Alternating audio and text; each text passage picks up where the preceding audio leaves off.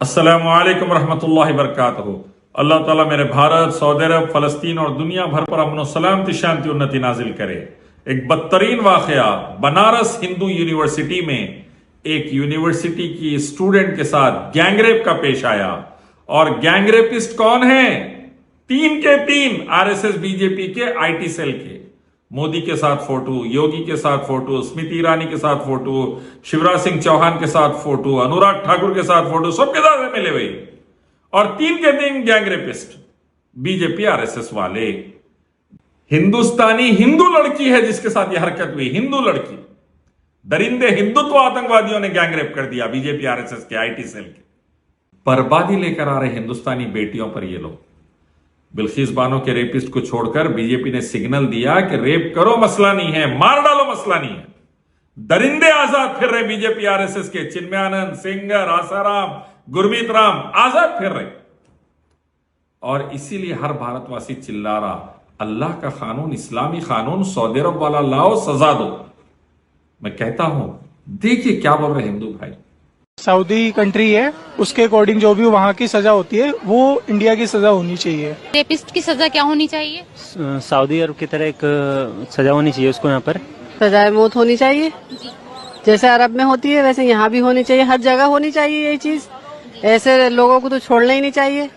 उनका तो यही सजा है कि सजाए मौत हो उन्हें। जी, मौत की सजा होनी चाहिए जो सऊदी अरब में है। की सजा तो मौत ही होना चाहिए, क्योंकि 3 दिन के अंदर ही उसे मार देना चाहिए। अगर पुलिस पकड़े या कोई भी 3 दिन के अंदर उसे मार देना चाहिए। ये लूट मार जो हो रहा है, जैसे सऊदी अरब में नहीं है, यहाँ भी वैसे कानून होने चाहिए। जैसा सऊदी अरब में कानून बनाया गया, सेम उसी तरह कानून हमारे इंडिया में ही लागू करनी चाहिए। इंडिया में एक बच्चों के साथ बलात्कार किया जा रहा है। यहाँ तक कि किसी भी औरत को सुरक्षित नहीं रखा जा सकता है। कहीं पे भी, किसी भी मोड़ पे कोई भी औरत अपने आप को सुरक्षित महसूस नहीं कर रही है। बाहर का कानून होना चाहिए जिसके लिए सऊदी अरब की तरह जैसे सजाए मौत होनी चाहिए। खुले आम उनको फांसी पे लटकाया जाना चाहिए।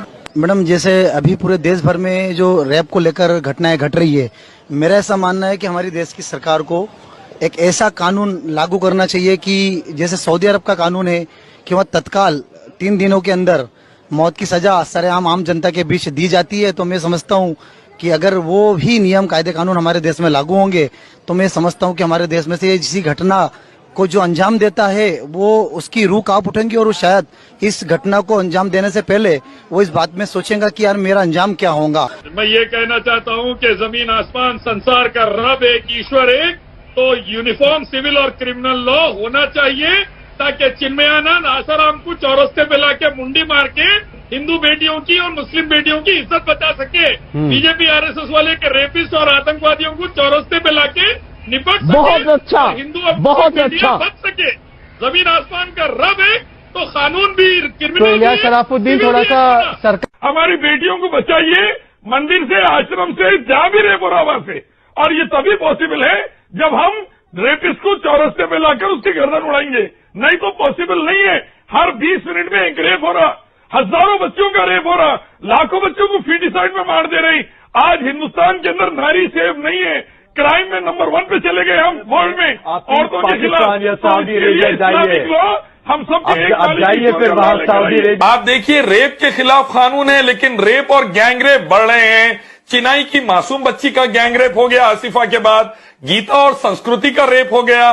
क्योंकि इंसानी बने हुए कानून इफेक्टिव नहीं रहते। इंडिया से लेकर अमेरिका तक देख लें आप, अल्लाह के, हम सबके ईश्वर के, गॉड के कानून सऊदी में जैसे वो लाइए, फिर देखिए किसी की हिम्मत नहीं होगी रेप या किसी मासूम को मारने की। चौरस्ते पे लाकर सजा इसलिए दीजिए ताकि सजा का डर रहे, सजा की हैबत रहे और कोई मासूम बच्चियों का गैंगरेप ना कर सके, किसी मासूम को दहेज के लिए जला के ना मार सके। सरिया लाएंगे, हिंदू बेटी बचेंगी, अल्लाह का कानून आएगा, आश्रम में बच्चियां बचेंगी, नहीं तो और चिन्मयानंद पैदा होंगे, प्रेम शुक्ला की बेटी की इज्जत पर बात आएंगी। कल को वीएनपी बजरंग दल की बेटियां भी नहीं बचेंगी।